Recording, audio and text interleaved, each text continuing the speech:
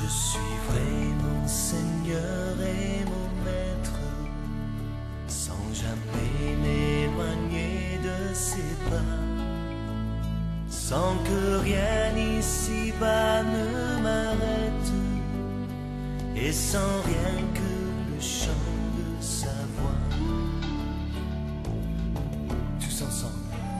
Je suivrai mon Seigneur et mon Maître, sans jamais m'éloigner de ses bras, sans que rien ici-bas ne m'arrête. Et sans rien... Je vous invite à ouvrir dans la parole de Dieu, dans le prophète Ésaïe, au chapitre 25. Ésaïe 25, je voudrais juste lire quelques versets.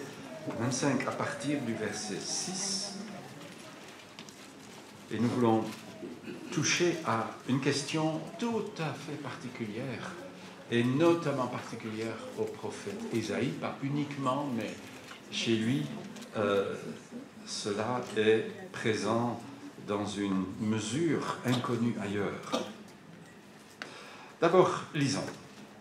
Le Seigneur des armées célestes préparera lui-même pour tous les peuples, là, sur cette montagne, un festin de vin vieux et de mets succulents, de mets tout pleins de moelle, arrosés de vin vieux et dûment clarifié.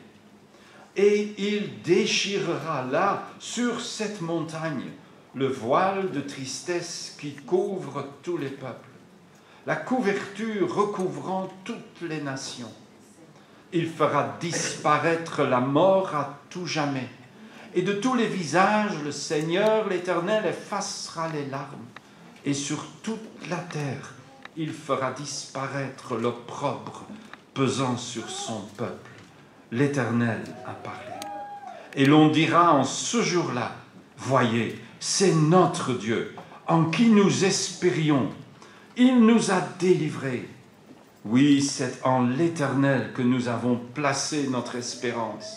Maintenant, jubilons, réjouissons-nous, puisqu'il nous a sauvés. Car sur cette montagne, la main de l'Éternel se posera comme une protection. Jusque-là. Seigneur, que ta parole puisse nous toucher le cœur, nous aider à mieux te connaître, Seigneur, et à mettre notre espoir en toi et en toi seul. Éclaire-nous par ton Esprit Saint, au nom de Jésus. Amen. Ce qui est particulier à Ésaïe, dans la mesure que c'est présent chez lui, à un degré pas vu ailleurs, c'est ce que nous appelons la prophétie messianique. La prophétie qui annonce la venue de quelqu'un qui va résoudre les problèmes du monde, qui va enlever la guerre et faire régner la paix, qui va amener la justice et qui ouvrira une ère de prospérité, de bonheur qui ne prendra plus fin. Ésaïe nous donne 12 portraits du Messie. Ceux qui connaissent leur Bible, vous vous rappelez probablement le moment où la première prophétie messianique va être donnée. Nous sommes au berceau de l'humanité. Dieu a créé l'humanité dans les figures d'Adam et Ève, qui très vite se sont rebellés contre Dieu, et viendra alors cette promesse quand le péché les a couverts et Dieu leur dit « Je susciterai l'hostilité entre toi-même et la femme, entre ta descendance et sa descendance. Celle-ci t'écrasera la tête, et toi, Dieu s'adresse au serpent, et toi, tu lui écraseras le talon. » Un homme allait venir. Et peu à peu, Dieu va lever le voile sur cette personne mystérieuse. Cette personne qui devait résoudre ce qui était insoluble. Au travers de la prophétie messianique, nous sommes en quelque sorte devant une machine du temps. Quelqu'un de l'extérieur, et nous avons vu tout à l'heure ce que peut vouloir dire l'extérieur dans notre univers, quelqu'un de l'extérieur, dans une toute autre dimension, est entré dans notre monde et a révélé aux gens ce qui devait arriver. Ce n'est pas Madame Soleil qui se trompe bien plus de fois qu'elle n'a raison. La prophétie ne se trompe jamais. Il y a une exactitude à 100%. Ça, c'est un autre sujet et je n'ai pas le temps de m'en occuper. Mais peu à peu, Dieu va révéler que ce quelqu'un qui devait venir serait de la descendance d'Abraham, parce qu'en lui, les nations de toute la terre seraient bénies. Il serait fils de Jacob, fils de Judas, pas l'aîné, pas la voie de la logique. Jacob est celui qui n'aurait jamais dû avoir la bénédiction. Dieu ne va pas les chemins prévus que nous pourrions deviner sans trop de peine. Non, Dieu va un autre chemin. Puis il sera fils de David. Et David, au travers de quelques psaumes un peu mystérieux, va parler de lui en termes voilés. Mais il va falloir attendre la venue de ce prophète, Ésaïe, 700 ans avant Jésus-Christ, pour que les choses deviennent plus claires. Les plus beaux textes messianiques viennent d'Ésaïe.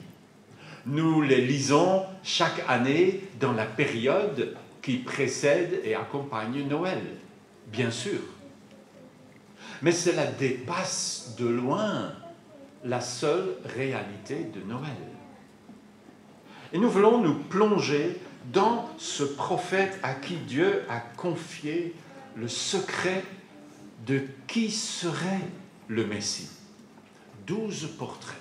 Nous n'allons pas faire 12 portraits en une séance. Donc, je propose ce matin que nous allons regarder les 7 portraits de la première partie d'Ésaïe. Et puis, Dieu voulant, la semaine prochaine, les 5 portraits de la deuxième partie d'Ésaïe, qui sont des portraits très différents.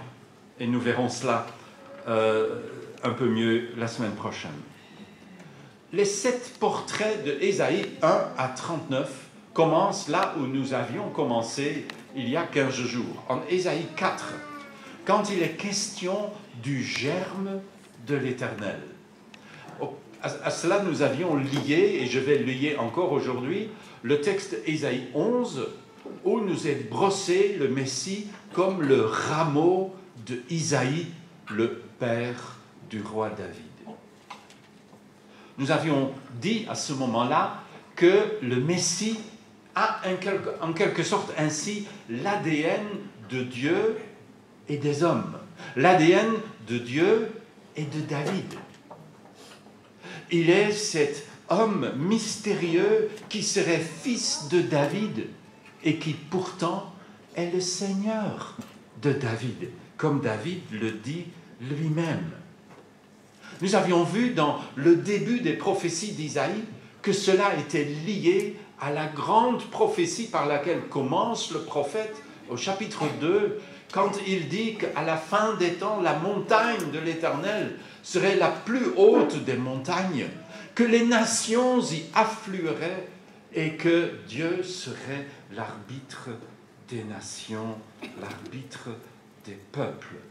Pas bien sûr beaucoup de liens avec la Coupe du Monde. C'est un arbitre de notre genre. En Ésaïe 11, le texte reprend ces choses avec un peu plus de détails, et ce texte mérite bien sûr de faire partie de nos textes aimés, où le prophète Ésaïe décrit la venue du Messie comme le rameau d'Isaïe, comme l'homme qui serait rempli de l'Esprit, à tel point d'ailleurs que nous pouvons y voir, sans trop de peine, une référence voilée à la Trinité. Regardez, vous avez en 11.1, je vais vous faire feuilleter un peu ce matin. En 11.1, vous avez le Messie. Un rameau poussera sur le tronc d'Isaïe. Il s'agit bien d'un homme. Mais, dit le verset 2, l'Esprit de l'Éternel reposera sur lui. L'Esprit de l'Éternel. Vous avez l'Éternel qui donne son esprit à un homme qui est appelé le rameau d'Isaïe. C'est un peu comme dans le début de l'Évangile, quand la voix de l'Éternel, l'esprit comme une colombe, descend sur cet homme qui, lui, est le descendant de David. Ésaïe décrit alors son œuvre. Qu'est-ce qu'il va faire? Et quand nous lisons dès le verset 3, nous lirons clairement, son plaisir sera d'obéir à l'Éternel. Il ne jugera pas d'après les apparences. Il n'arbitrera pas d'après les ouï-dire. Non, il jugera les pauvres avec justice et arbitrera selon le droit en faveur des malheureux du pays. Il frappera la terre de sa parole comme avec un bâton, et le souffle de sa bouche abattra le méchant. L'arbitre des nations qui finalement met fin au règne des méchants. Mais nous n'avons jamais connu autre chose que le règne des méchants. Ici-bas, il n'y a pas d'autre règne disponible. Nous avons bien sûr assisté à des relèves de pouvoir et des gens qui allaient venir laver plus blanc que blanc. Mais quelle déception quand on a découvert qu'ils n'étaient pas mieux que ceux qui les ont précédés, et parfois ils étaient bien pires. Mais le Messie qui vient abattra l'orgueil des méchants. Et alors, il établira des conditions. C'est tellement merveilleux qu'on se dit, ça ne peut pas être vrai. Ça doit être un conte de fées. Nous connaissons ce texte. Le loup vivra avec l'agneau. La panthère paîtra aux côtés du chevreau. Le veau, le lionceau et le bœuf à l'engrais seront ensemble. Et un petit enfant les mènera au pré. Les vaches et les ours brouteront côte à côte. Et leurs petits auront eux-mêmes gîte. Le lion et le bœuf se nourriront de paille, et le nourrisson s'ébattra sans danger près du nid du cobra. Et le tout jeune enfant pourra mettre la main dans l'antre du serpent. Ça ne peut pas être vrai. Mais ce sera vrai. C'est le paradis qui revient. Non, pas tout à fait. Parce que Dieu ne remet jamais la montre en arrière. On va toujours en avant. Mais c'est des conditions paradisiaques qui reviennent dans le règne du Messie quand il l'établira sur cette terre. Il sera, nous dit le verset 10, il sera l'étendard, la bannière des peuples. Et toutes les nations se tourneront vers lui. Ce n'est pas encore le cas. Oui, des gens de toutes les nations se sont tournés vers lui. Nous avons un éventail de ces nations présentes dans nos cultes. Mais ce ne sont pas encore toutes les nations qui se sont tournées vers lui. On en est loin. Et on n'en a peut-être jamais été aussi loin qu'aujourd'hui. Mais il le fera. Il y aura, verset 16, une route pour ceux de son peuple qui resteront, et ils reviendront dans la terre promise. Le germe et le rameau, c'est lié au royaume à venir. À cela, Ésaïe va ajouter d'autres images. Je vais unir de nouveau deux images au chapitre 7 et 9, des textes archi connus. Emmanuel, l'enfant de la paix. C'était la guerre au temps d'Ésaïe. Ésaïe doit parler quand l'ombre assyrienne assombrit l'horizon. Un peuple cruel comme peu de peuples, bien que dans le monde moderne, nous avons su dépasser les Assyriens en cruauté. Dieu offre un signe à Ahaz, le roi, le fils de David de ce temps, qui dit non, merci beaucoup, je n'ai pas besoin, je n'ai pas de place pour lui, moi je vais ailleurs. Et il va lui appeler au secours l'Assyrien pour être mangé tout cru quelques années plus tard par les mêmes Assyriens. La guerre. On a difficile à nous imaginer parce que nous n'avons parmi nous guère de témoins de la guerre. C'est loin. C'est quelque chose de nos parents, peut-être de nos grands-parents. Qu'est-ce que nous en savons? C'est toujours au loin. Aujourd'hui, la guerre, c'est par la télévision. Mais ça, ce n'est pas la vraie guerre. Parce que tu ne peux rien sentir. Tu ne peux pas sentir la terreur qui prend les peuples à la gorge. Tu ne peux pas sentir l'odeur du sang versé. Tu ne peux pas sentir le poids des bombes et la brûlure du napalm. Tu ne peux pas sentir ce qui se passe quand une bombe atomique on laisse tomber une bombe atomique sur ta ville et que ta peau fond et que tes yeux fondent dans leurs orbites. Quand l'agneau ouvrit le deuxième sceau de l'Apocalypse, j'entendis le deuxième être vivant dire « Viens !» Un autre cheval sortit. Il était rouge feu. Son cavalier reçut le pouvoir de bannir la paix de la terre pour que les hommes s'entretuent. Et une grande épée lui fut donnée. Chers amis, qui peut dompter ce cavalier? Beaucoup l'ont essayé. Ils ont tous terminé comme serviteurs du cavalier. Qui peut dompter le cavalier? Isaïe nous donne la réponse. Mais sa réponse, c'est choquante. Sa réponse, ça ne va pas. Tu ne peux pas croire en ça. Parce que la réponse, c'est un enfant. Un enfant innocent, fils d'une jeune fille vierge fragile. Mais Seigneur, ça ne peut pas marcher. Il n'y a pas de réponse auprès d'un enfant contre le mal qui capte notre monde. Et pourtant, cet enfant est Emmanuel, le seul à porter ce nom avec dignité. Parce que en lui, Dieu est réellement avec nous. Un ou deux chapitres plus loin, il reviendra à cela. Car pour nous, un enfant est né, un fils nous est donné, et il exercera l'autorité royale. Au trône de David et à tout son royaume, il instaurera la paix qui durera toujours. Quelle paix? Juste le verset auparavant, verset 4 du chapitre 9. Toute chaussure de guerrier qui martèle le sol et tout manteau que l'on a roulé dans le sang seront livrés aux flammes pour être consumés.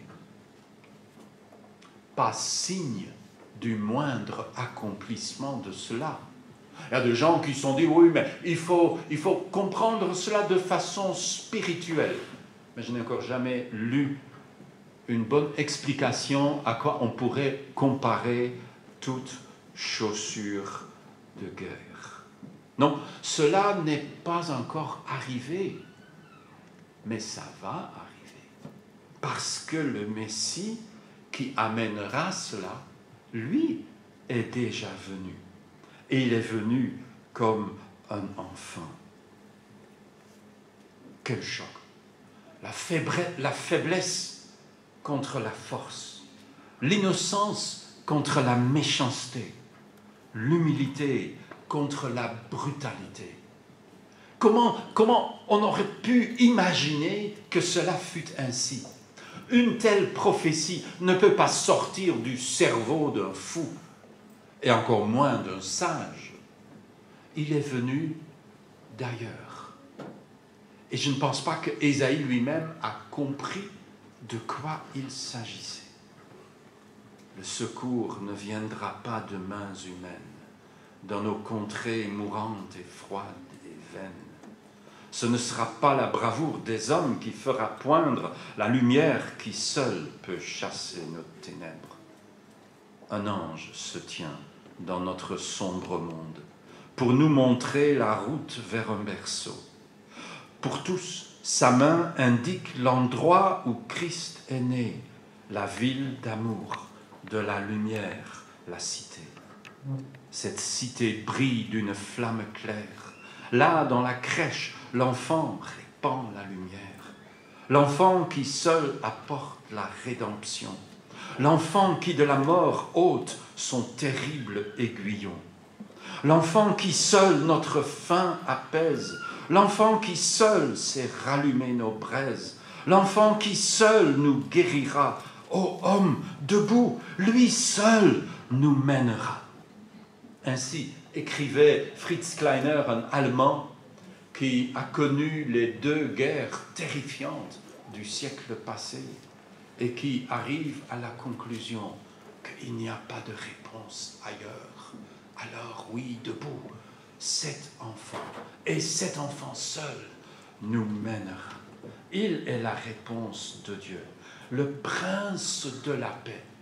Quelle sottise quand l'homme veut organiser la paix et laisser de côté le prince de la paix. C'est voué à l'échec. Et pourtant, son règne semble si loin et si irréel. Il instaura la paix au trône de David, mais le trône de David même a disparu.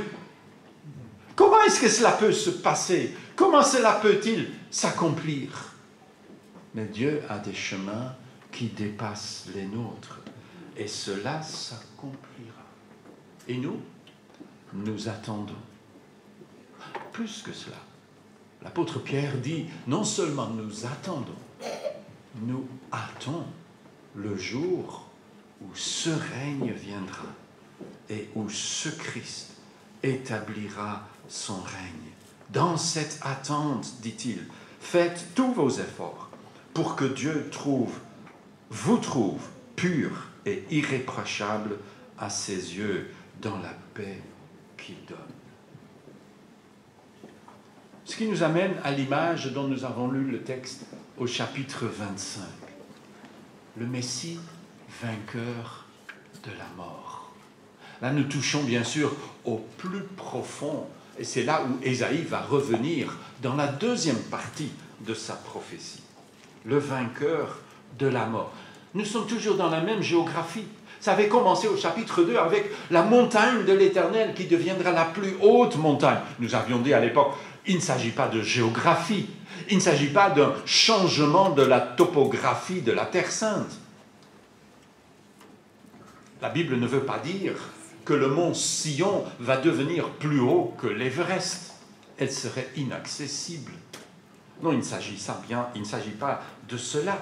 Mais c'est pourtant la même géographie spirituelle, cette montagne. Et Ésaïe va nous livrer un secret qui va lever un coin du voile pour que nous puissions situer mieux cette montagne que, pour les Juifs, ce n'était bien sûr pas un secret. Nous approchons et il y a un festin en préparation. Partout, on s'apprête. Partout, on travaille. Partout, on dresse des tables. Un festin gigantesque. Ésaïe écrit un festin pour tous les peuples, là, sur cette montagne. Et nous, curieux, nous posons la question, mais pourquoi? Pourquoi un festin? Ici, en cet endroit, pourquoi pas ailleurs? Pourquoi pas dans la plaine? C'est plus commode. Il n'y a pas d'ascenseur. Pourquoi ici? 3 verbes vont définir pourquoi c'est ici. Et pourquoi c'est un festin aussi gigantesque que cela? Le banquet à ne pas rater. Rater tous les banquets du monde, c'est pas très important. Mais ne ratez pas celui-là. Il déchirera là, sur cette montagne, le voile de détresse. Il fera disparaître la mort. Il effacera les larmes sur toute la terre. Il fera disparaître l'opprobre pesant sur son peuple, sur cette montagne. La main de l'Éternel se posera comme une protection. Déchiré. Il déchire le voile de tristesse. Ça ne se voit pas trop. La Belgique ne sait pas où mettre et où danser de sa joie. Mais cette joie-là va passer. Elle sera de courte durée. Même s'il ramène la Coupe du Monde. Ça ne va pas. Ouais, comme un souvenir. Ah, oh, vous avez vécu à cette époque-là. Mais mes amis, que c'est petit. C'est pas plus grand qu'un ballon. Que c'est misérable. Mais ça ne cache pas le voile de tristesse qui pourtant est sur tous les peuples. Nous ne voyons cela que difficilement, parce que c'est toujours plus difficile de voir des choses que tu subis, que tu ne connais pas autre chose. Il faut avoir du recul, mais nous n'avons pas de recul. Nous sommes nés là-dedans. Ce voile de tristesse, tu le sens si tu devais partir, si tu devais pouvoir parler aux survivants d'Hiroshima et de Nagasaki. Ce voile de tristesse est là si tu es un Vietnamien et que tu as survécu aux millions et milliards de tonnes qu'on a déversées 3-4 fois plus que lors de toute la Deuxième Guerre mondiale dans son ensemble. Ce voile de tristesse, tu pourrais le sentir si tu étais un Allemand et que tu vivais à Dresde, que les Alliés ont décidé de bombarder avec plus de morts que la bombe atomique a causé à Hiroshima. Le voile de tristesse. Si tu es un Africain et que tu as connu le dur esclavage du colonialisme, le voile de tristesse. Si tu es un enfant du Biafra, qu'on a complètement oublié, mais qui est mort de faim dans un pays de riches, où le pétrole coule à flot. Le voile de tristesse qui couvre notre monde et qui couvre notre cœur. Le Nouveau Testament nous apprend, il l'applique un peu autrement, mais peu importe, ce voile ne disparaît qu'en Christ. Sur cette montagne, il fera disparaître la mort à tout jamais. Et tout à coup, nous sommes de retour dans notre cours de géographie. Tout à coup, nous avons compris, cette montagne, c'est pas l'Everest, une colline, pas très élevée, juste assez pour qu'on puisse bien voir. Et 3 croix s'y sont dressées. Et le sang du Fils de Dieu a coulé sur cette terre de misère. C'est la montagne où Dieu avait dit à Abraham, sur cette montagne, Dieu pourvoira. Et sur cette montagne, Dieu a pourvu. Tout est accompli à résonner un jour sur cette montagne. Et la voix a résonné jusqu'au fin fond de l'univers, jusqu'au trône de Dieu. La victoire est acquise par celui qui meurt sur la croix. Et le jour arrive où il effacera les larmes sur toute la terre, où il fera disparaître l'opprobre de son peuple. L'opprobre de son peuple, vous voulez le connaître? Sortez dans nos rues avec un kippa sur votre tête. Vous allez connaître l'opprobre de son peuple. Vous n'allez peut-être pas survivre. Mais un jour, il effacera les larmes. Un jour, l'opprobre de son peuple sera enlevé. C'est encore futur. On est en train de préparer le festin. Ce n'est pas encore le moment. Et on est invité. L'Apocalypse dit ceci. J'entendis une forte voix venant du trône qui disait « Voici la tente de Dieu est avec les hommes. Il habitera avec eux. Ils seront ses peuples. Et lui, Dieu avec eux. Emmanuel sera leur Dieu. Il essuiera toutes larmes de leurs yeux. La mort ne sera plus. Et il n'y aura plus ni deuil, ni plainte, ni souffrance. Car ce qui était autrefois a définitivement disparu. Débarrassons-nous donc de tout ce qui se fait dans les ténèbres. Revêtons-nous de l'armure de la lumière. Revêtez-vous du Seigneur Jésus-Christ et ne vous préoccupez pas de satisfaire les désirs de l'homme livré à lui-même. Le vainqueur de la mort, oui, il viendra. Mais non, il est venu. Nous sommes de l'autre côté de la division. Christ est venu. Et il reviendra. Ce qui m'amène aux dernières deux images que j'aimerais lier ensemble, en 32 et 35.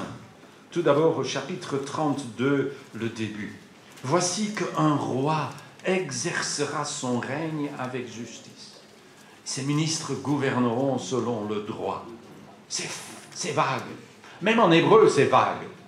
Comme si Ésaïe dit « un roi ». Mais vous savez bien de qui je parle. Ce n'est pas un roi quelconque. C'est le même. C'est l'enfant. Un roi exercera son règne. Chacun d'eux sera un abri contre le vent, refuge contre l'orage.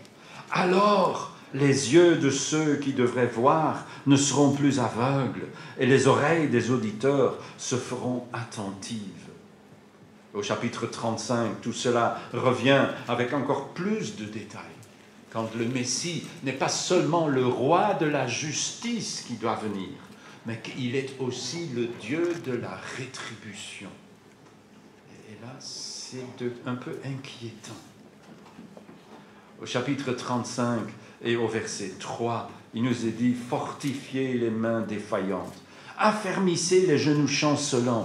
À ceux qui sont troublés, dites, prenez courage, n'ayez aucune crainte, votre Dieu va venir pour la rétribution et pour régler ses comptes. Il viendra lui-même et vous sauvera. Ce jour-là s'ouvriront les oreilles des sourds et les yeux des aveugles. Alors le boiteux bondira comme un cerf, le muet criera de joie, car des eaux jailliront dans le désert et dans la steppe des torrents couleront.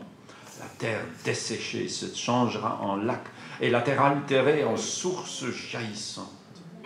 Oui, le jour vient quand le roi, cet enfant méprisable, viendra et régnera. Quand Dieu, notre Dieu, viendra régler ses comptes. Il y aura de quoi avoir les jetons. Quand Dieu viendra régler ses comptes. J'espère que vous sentirez un peu cela. Parce qu'il y a de quoi avoir peur, de trembler d'enfer dans sa culotte, tellement que c'est terrifiant. Mieux vaut un bon avocat pour ce jour-là. Il n'y en a qu'un. Reprendre courage, parce que votre Dieu va venir. Il viendra régler ses comptes. Quand l'agneau ouvrit le... Non, c'est le mauvais texte, mauvais côté de ma feuille. Le 7e ange sonna de la trompette et des voix retentirent dans le ciel. Le royaume du monde a passé maintenant aux mains de notre Seigneur et de son Christ. Et il régnera éternellement. Les nations s'étaient soulevées dans leur fureur. Mais ta colère est arrivée. L'heure est venue où tous les morts seront jugés et où tes serviteurs, les prophètes, tous ceux qui t'appartiennent, tous ceux qui te révèrent, petits et grands, seront récompensés. C'est aussi le moment où ceux qui détruisent la terre seront détruits. Est-ce que vous serez là? Est-ce que vous en serez de ceux qui reviennent, de ceux qui accompagnent le Messie dans sa victoire? Parce que ce jour va avoir lieu. Il va venir. Et il apporte la rétribution avec lui. Mais la rétribution n'est pas seulement un terme qui fait peur.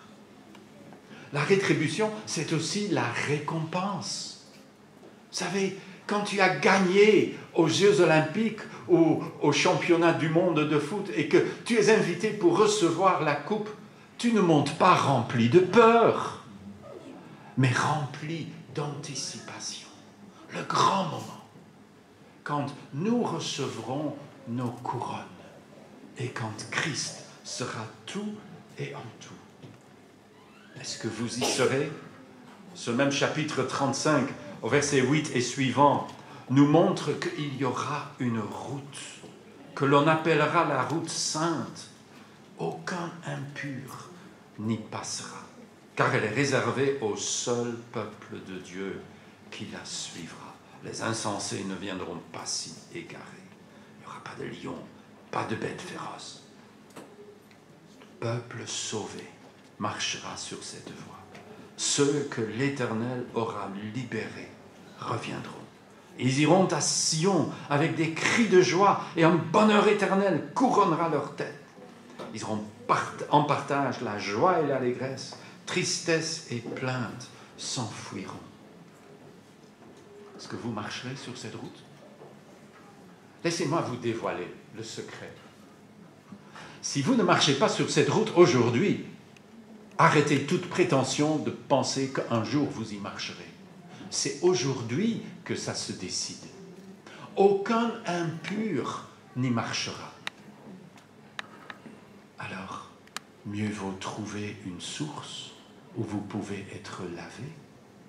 Mieux vaut trouver un endroit où votre impureté qui vous colle à la peau depuis votre naissance, depuis votre conception, puisse enfin vous quitter. Mais où vais-je trouver cette source? Je ne vais pas quitter le prophète Ésaïe quand il écrit au chapitre 12, « C'est pourquoi, avec joie, vous puiserez de l'eau aux sources du salut. » Es-tu prêt pour quand le Messie reviendra? Oh, tu peux te dire, ça durera bien mon temps. J'ai une mauvaise nouvelle pour vous, ça ne durera pas votre temps.